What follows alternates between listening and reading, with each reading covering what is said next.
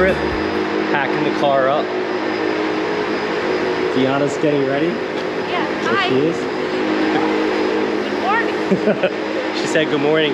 The car isn't as cool this time. This is my actual typical car. It's a reality. It's a reality, the Honda CR-V. Car might not be cool, but we're going on a really cool trip today.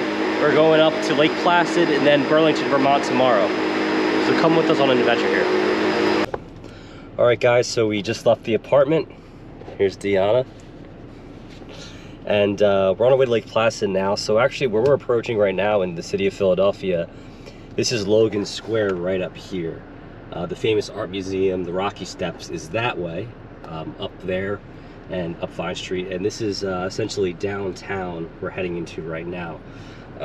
You guys will kind of get a nice little view of the Oval, which we're about to go around. We'll go past City Hall, which is a pretty cool site. Famous as one of the tallest plaster buildings in the world. After it was built, it was the tallest, not anymore, but pretty ornate structure. Kind of reminds me of Europe in a way. But yeah, once again, the two tallest buildings in the city of Philadelphia are both Comcast 1 and 2. The one on the right is the Technology Center. The one on the left is more of the office building. Up the parkway is actually where the art museum is. You guys will get kind of a cool view of it in just a second. There it is, all the way down there. You can see all the way down the parkway. And then there's the Benjamin Franklin Museum. And these are pretty much all museums that line the parkway here as we keep going around. You see all the different flags. That's actually the Basilica where Pope John Paul visited back in the 80s on his Pope visit.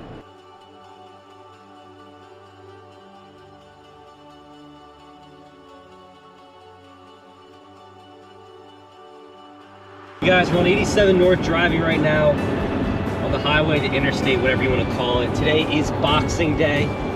We're making our way up the day after Christmas for a long weekend today. And right now we are driving north towards Lake Placid. Straight ahead are the Catskill Mountains. Catskill Mountains are famous in New York for kind of vacation destination, not too far from the city. People come to the Catskill Mountains to get away from the city of New York. Pretty much from anywhere, really.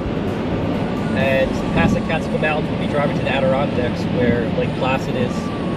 We'll spend the night in Essex, New York, and then journey on over to Burlington, Vermont by ferry. So looking forward to it. All right, so it's 1:18 right now. We left around 9:30, and we have 2 hours left, about another 128 miles.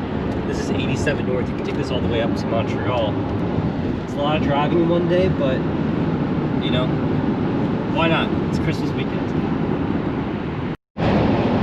So we've arrived in Adirondack State Park, which really was established in 1892 for the people of New York and the surrounding areas to enjoy the land here. About 52% of it is for private land use.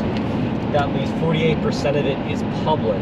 And with elevation increasing, you can kind of feel your ears popping and different things. I mean, most of my viewers here have probably been on a mountain or around mountains before, but really kind of scenic, beautiful. And you know, as we ascend and descend the mountains tops, you see some snow-peaked mountains. Some of them are more just covered in pine trees, but definitely a cool drive. The year-round population of the Adirondack Park is 132,000, with 200,000 seasonal residents. The inclusion of the human communities makes this park to date one of the great experiments in conservation in the industrialized world. The Forest Preserve was designated a National Historic Landmark in 1963. The park's 6.1 million acres includes more than 10,000 lakes, 30,000 miles of rivers and streams, and a wide variety of habitats including wetlands and even an estimated 200,000 acres of old-growth forests. Many areas within the park are completely devoid of settlements and distant from usable roads. The park includes over 2,000 miles of hiking trails, and these trails comprise the largest trail system in the nation. But if you look up there, you can actually see the snow-capped mountains. Now, some of them are being utilized for skiing, others are just snow-capped because higher altitudes usually mean more precipitation, which is why there's more snow up there. But it's just kind of beautiful. This is the town of Keene, established in 1808. One of the 201 or so, 200 plus towns, little lake communities and towns here in the Adirondack State Parks. All these cars are parked. These people are hiking for the day. And typically when I think of hiking, you know, obviously I think of the fall, springtime.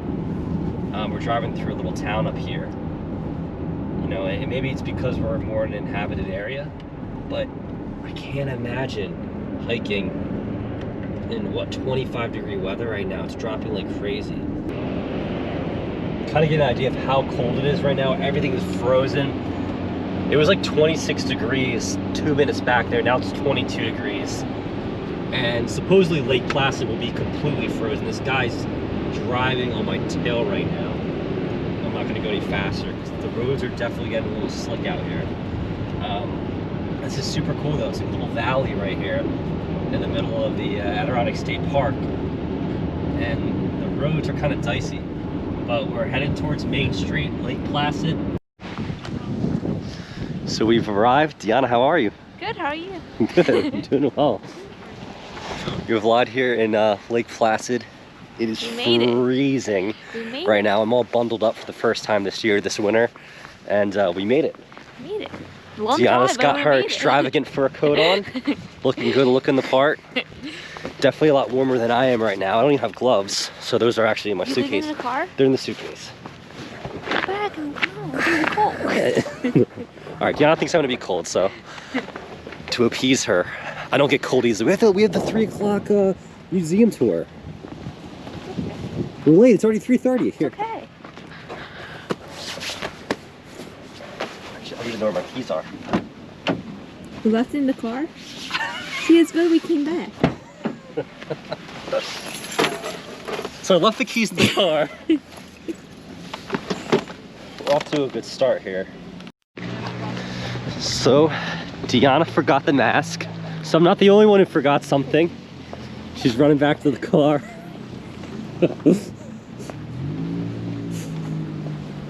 I'm glad this happened too. But guys, it is so cold out here. Welcome to Lake Placid, home of the 1932 and 1980 Winter Olympics. So naturally, the first thing we do when we arrive in Lake Placid is go to the Lake Placid Olympic Museum. There's the lake over there. It's frozen solid right now. And we're slowly approaching the ice skating rink where the U.S. upset the Soviet Union. And what I believe is the semifinal of the 1980 Winter Olympic hockey tournament. So across the street is the home of the 1980 Winter Olympic hockey rink, which you can still skate on. And here's 1932. Don't let the new design fool you. This was recently renovated. So we're approaching for what we think is the museum. Or this is the entrance to the ice skating rink. Not really sure. But we have 3 o'clock appointment for the museum, so hopefully we can get in. Lake Placid is also known as America's first winter resort. Recreational and competitive winter sports have long been associated with Lake Placid. This quaint Adirondack village hosted 2 Olympic Winter Games in 1932 and in 1980. Sitting completely adjacent to the ice skating rink that hosted the famed Miracle on Ice is the Lake Placid Olympic Museum, a multi-exhibit monument to the Olympic heart and soul of Lake Placid. With multimedia exhibits and memorabilia displays that transport visitors into the iconic past of the region. The visit to the museum was very informative for Deanna and I. I highly recommend stopping here if you're looking to either get out of the cold or just learn some fascinating things about not only the 1932 and 1980 Winter Olympic Games, but also Winter Olympic history. This museum is truly great for people of all ages and all levels of knowledge on the Olympic legacy of Lake Placid.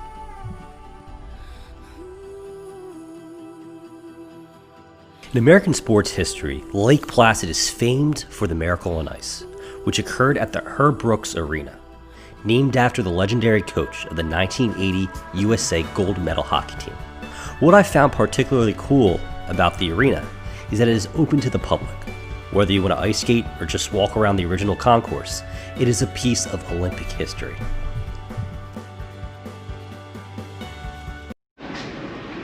Welcome to the 1980 rink Herb Brooks Arena, home of the Miracle on Ice, the greatest sporting event of the 20th century.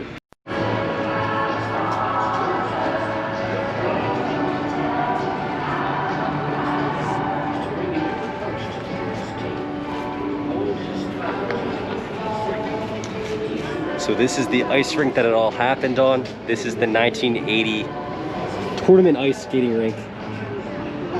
Famous game when the U.S. upset the Soviet Union. What are your thoughts as a Ukrainian native, not born in the Soviet Union, but your parents were? It's pretty impressive. What made the game so improbable was that the majority of the U.S. team was made up of collegiate athletes. Most of them weren't even playing in the AHL, whereas the Soviet Union was made up of mostly Soviet hockey players, guys who've been career Olympic athletes, you know, skating in the 72, 76 games, and also the Russian League. So the majority of the Americans were playing at Colgate or Clarkson University or wherever, UMass, wherever it may be. Here's some of the various nationalities that competed in the Winter Olympic Games in 1932 and 1980.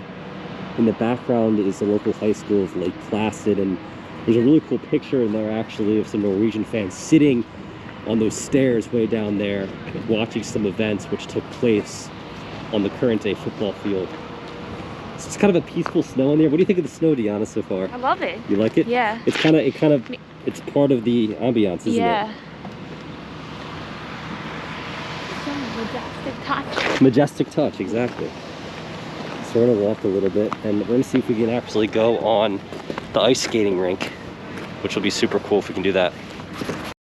So this is the famous Lake Placid. We finally reached it. It's covered in snow, but I'm pretty sure, supposedly it's not frozen completely, so we can't really go on it. You cold? No, I'm not. I'm all prepared.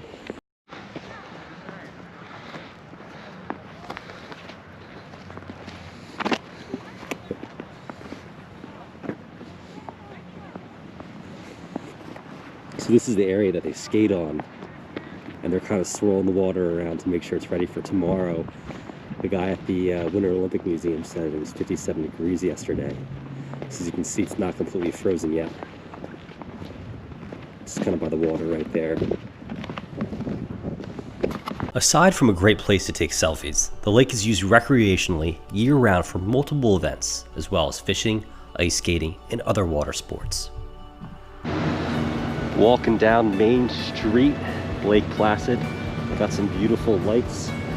It is still Christmas weekend, so the lights are out. The lights honestly might be out all year round here.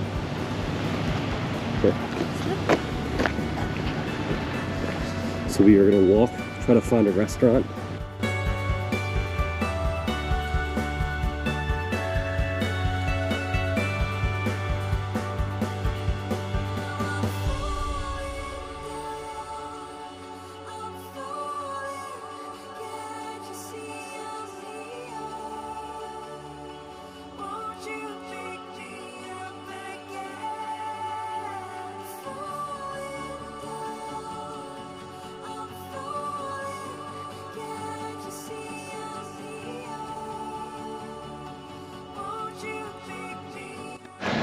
All right, guys, the second leg of our journey is about to begin. We're about to drive to Essex, New York. We just ate at Dancing Bear's restaurant, just a nice little bar. Had a pretty good meal, actually. I recommend it for anyone who's stopping briefly into Lake Placid. With roughly 2,500 year-round residents in town, there are multiple restaurant options in Lake Placid. The majority of restaurants can be found on Main Street, as well as other populated areas in the town. With the rent being expensive and the competition being stiff to attract residents and tourists alike, you are bound to find many solid restaurants, bars, and cafe options in Lake Placid. After a long drive from Philadelphia to Lake Placid, Deanna and I did eventually make it to our Airbnb in Essex, New York that night. Stay tuned for part 2 of our Adirondack Adventure. We take the Essex ferry over to Burlington, Vermont for an action-packed day of sightseeing, shopping, brewery tours, and other fun activities. Until next time, keep traveling.